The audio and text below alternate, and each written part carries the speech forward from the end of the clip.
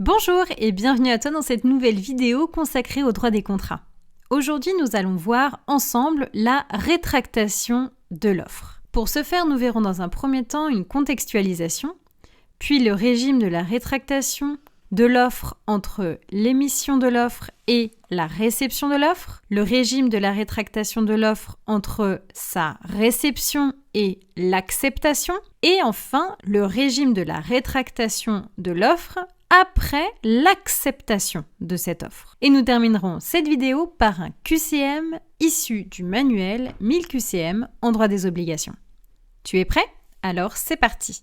Pour continuer tes révisions en droit, abonne-toi à ma chaîne YouTube et retrouve-moi aussi sur Instagram et LinkedIn. Et si tu veux progresser encore plus vite, révise avec la collection 1000 QCM sur libredroit.fr. Tout d'abord, une contextualisation. Comme nous avons pu le voir dans une précédente vidéo, l'offre engage son auteur. Mais les réelles questions à se poser, c'est à quel moment précisément l'auteur de l'offre engage-t-il sa responsabilité? Et également, quelle sera la nature de cette responsabilité? Les réponses se situent aux articles 1115 et 1116 du Code civil. Je t'invite à aller lire ces articles, mais également la jurisprudence qui se situe en dessous de ceux-ci. À présent, regardons ensemble la rétractation de l'offre entre l'émission de l'offre et sa réception. Le principe ici, c'est la liberté de la rétractation.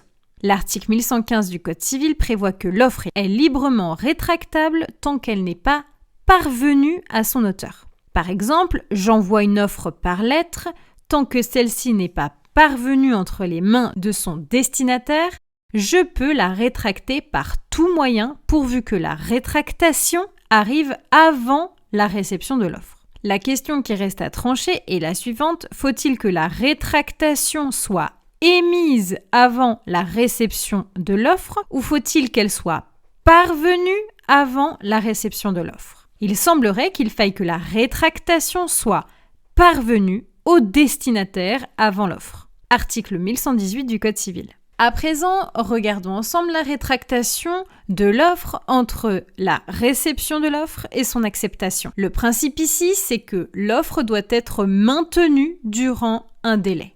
L'article 1116 du Code civil nous dit que si l'offrant rétracte son offre durant le délai, alors il engage sa responsabilité extra-contractuelle. Mais alors, quel est ce fameux délai? On parle du délai d'irrétractabilité de l'offre, c'est-à-dire le délai dans lequel on ne peut pas rétracter l'offre. Hypothèse numéro 1, l'offrant a posé un délai durant lequel il ne peut pas se rétracter. Attention, ce délai doit être précisé. Par exemple, réponse immédiate n'est pas acceptée. Hypothèse numéro 2, l'offrant n'a pas posé de délai. Alors ici, un délai dit raisonnable doit être observé. Mais qu'est-ce qu'un délai raisonnable? Eh bien, ce délai est laissé à l'appréciation souveraine des juges en fonction du cas d'espèce. Attention, ce délai est appliqué uniquement s'il n'y a pas de délai spécifié par l'offrant. Aussi, en cas de rétractation, même abusive, le contrat n'est pas conclu. Mais la responsabilité extra-contractuelle de l'offrant est engagée. On dit que la rétractation est effective et fautive.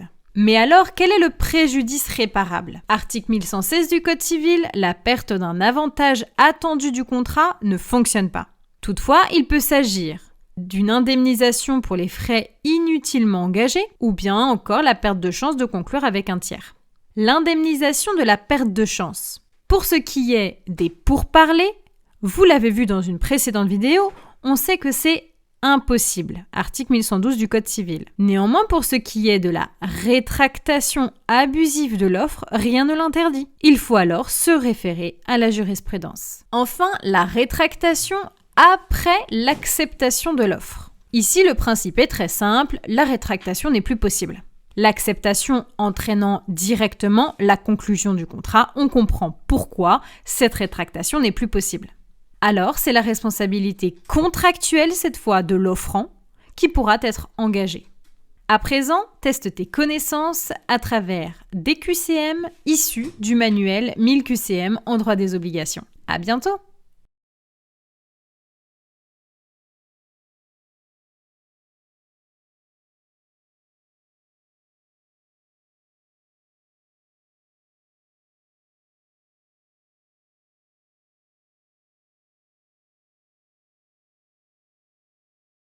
Si cette vidéo t'a plu, pense à la liker et à t'abonner. Et pour continuer tes révisions, va voir la collection 1000 QCM dans ma librairie numérique librededroit.fr.